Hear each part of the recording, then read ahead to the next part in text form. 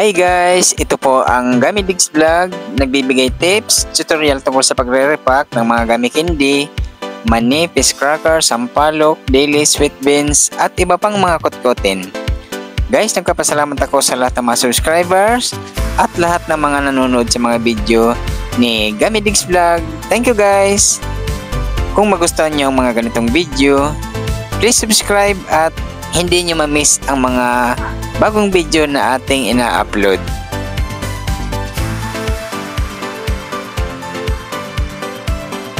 Guys, ang re-repackin natin ngayon, Marshmallow Mini. Ang 680 grams nitong Marshmallow Mini ay nagkakalaga ng 120 pesos presyong Divisoria, Manila. Ang gagamitin natin plastic 3x5 para sa 5 piso.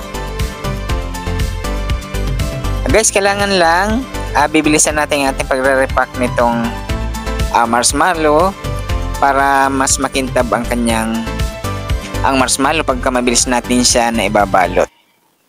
O kagaya guys, pwedeng gawin nyo rin kaya na ginagawa ko nyo yung pagbabalot at saka yung mga plastic na gagamitin natin. Kahit nagtatrabaho tayo, pwede natin gawin ng mga pagtitinda ng mga ganitong mga kutkutin guys. At saka mabili ito sa ating mga kababayan. Alok lang natin ito sa ating mga katrabaho or ating mga kaibigan or ating mga kakilala. Guys, kung kahit nasa mga bahay tayo, pwede natin tayong magtinda nito. Kung meron tayong puhunan, kahit hindi ganong kalaki ang mga puhunan guys, mag-umpisa lang muna tayo dito sa pakunti-kunti muna para masubok natin kung magiging mabilis sa ating mga lugar guys. Pero para sa akin guys, mabili itong mga ganito. At saka i-repack lang natin para kayang-kaya ng ating mga kababayan. Kaya yung ginagawa ko guys, pang 5 piso lang ito. Or nasa sa inyo na yan kung magkano yung mga punan at saka kung magkano inyong gustong pagbenta or kung magkano gusto ninyong tubo. So, kung nasa mga bahay tayo guys, pwedeng halimbawa mayroon tayong bintana na pwede nating pag-displayhan. Mas maganda wag natin lalagyan ng screen. Kagaya ng ganito guys, itong aking pisto walang screen. Ganito, di ba? Kitang-kita ang mga paninda at saka mas maganda na ang ating mga kababayan mismo ang makakahawak at saka silang kukuha ng kanilang gustong bilhin. Yan ang mas maganda at saka kailangan bibantayan lang natin ang ating mga pagtitinda kung wala tayong mas open lang ang ating pwesto guys. At saka kung andito tayo sa Metro Manila guys, punta lang tayo ng Divisoria Manila o di kaya sa mga palengke na malapit sa atin mga lugar, or kung nasa man tayong mga lugar, hanapin natin sa mga palengke guys, sa mga pwesto ng mga kutkutin, yung mga nagtitinda ng mga wholesale price. Yan ang mas maganda ang ating pagbibilihan. At saka tayo mismong pupunta sa mga pamilihan guys para makakapili tayo ng magagandang mga klase at saka magandang ating mabibili at saka alam natin kung magkano presyo at saka tutubo tayo sa ating bibilhin. Yan ang mas maganda, tayo mismong personal na bibili sa mga pamilihan.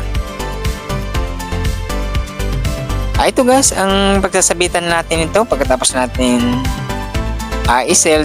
Karton lang yan guys, papanoorin nyo. Sa karton ko lang, karton ng cake ang ating pagsasabitan yan.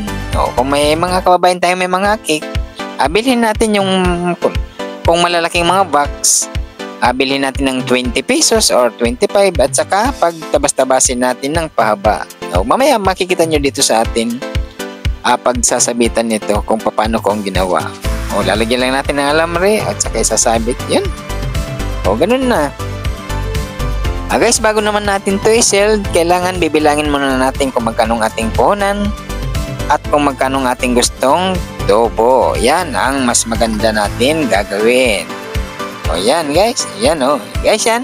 Bago natin i-sell, kailangan bibilangin muna natin kung magkano ating mga puhunan para alam natin kung magkano ating gustong tubo. Pwede naman yan bawasan or dagdagan bago natin i-sell yung mga ganyan. Bago i-sell, kailangan pwede kung gusto nyo bawasan or dagdagan. So, ganun lang guys ang mga ganitong mga kutkutin. Ang pagtitinda nito, kailangan mas pabor sa atin na repakin para mabilis natin maibenta.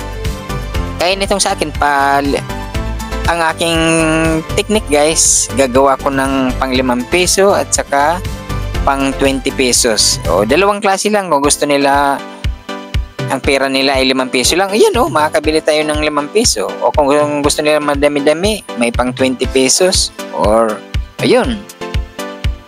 Mas maganda dalawang klase lang para hindi malilito ang ating mga kababayan na bibili.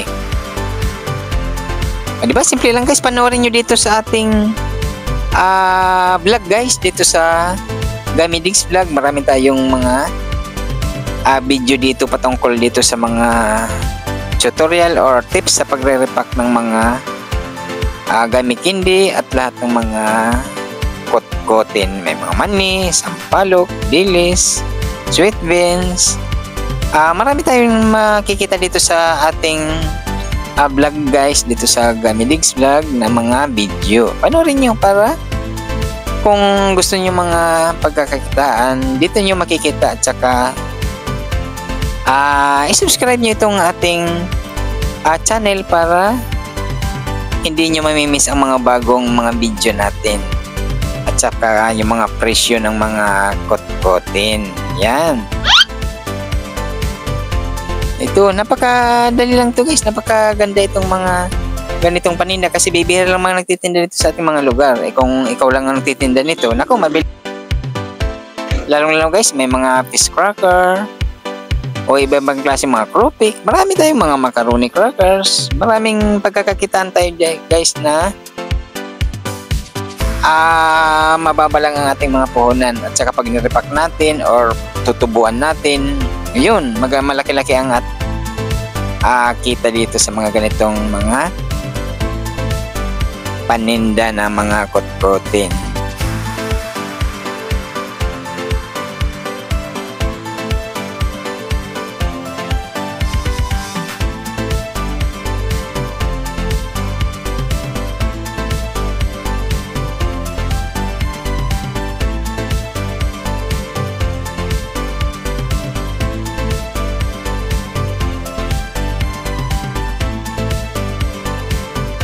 Di ba guys, napaka-simple lang mga ganitong kahit konting puhunan muna natin, magmumultiply din yan guys pagka magiging mabili sa ating mga lugar.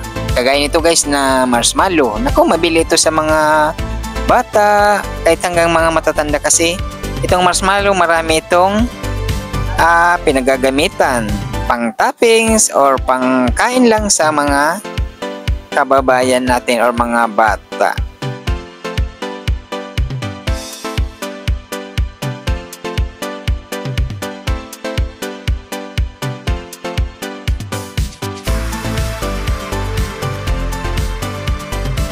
Guys, kung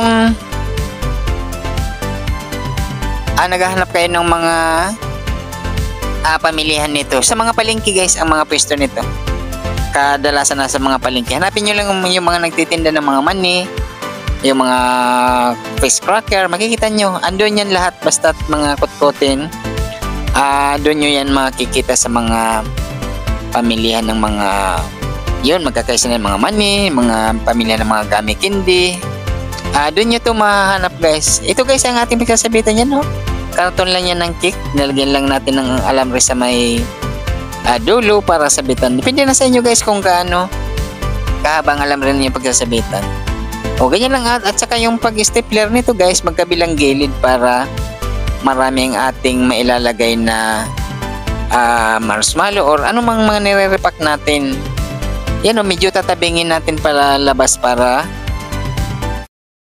maganda tingnan at saka kagaya ng ginagawa ko guys, panoorin nyo na kung paano ko siya ni-stapler para mas pwede nyong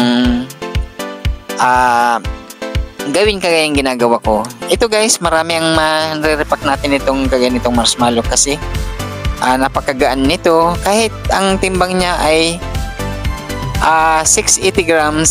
Napakarami ang laman niyan guys kasi 'di ba sobrang gaan ng marshmallow at saka malaki ang kikitain natin dito guys. Kahit pa 5 piso lang yan. Malaki ang ating kikitain dyan guys. Kailangan bibilangin muna natin guys bago natin isisilda para alam natin kung magkano ang ating tutubuin bawat nire-repack natin na mga kotkotin. Yan ang mga kahit magkano mga puhunan natin, kailangan lagi bibilangin muna natin bago natin isisil para pwede natin bawasan or dagdagan para mas marami-rami ang ating magagawang repack. Wag naman susobrahin ng lugi din ang ating mga customer guys. Kailangan masaya ang ating customer sa ating pagre-repack at saka tayo din masaya at pareho tayo magiging maganda ang kita or ang mga bumibili din sa kanilang bibili guys. Ganun lang ang mga teknik nitong mga kot-kotin ang pagtitinda nito guys. Yan no. Kung gagawa ka ng ganyan guys, marami at saka magkadikit-dikit sa ating pinagsasabitan. Ako maganda tingnan kagaya ng ganito nito, di ba? Maganda tingnan ng ating lagay ng ating pagtitinda ng mga ganitong mga kot-kotin. Guys, nagpapasalamat ako sa lahat ng mga subscribers dito sa Gamidix Vlog at saka lahat ng mga nanonood. Thank you guys! Kung magustuhan niyo mga ganitong video, please subscribe at gawin nyo rin para lahat tayo ay kumita. Thank you guys! Bye!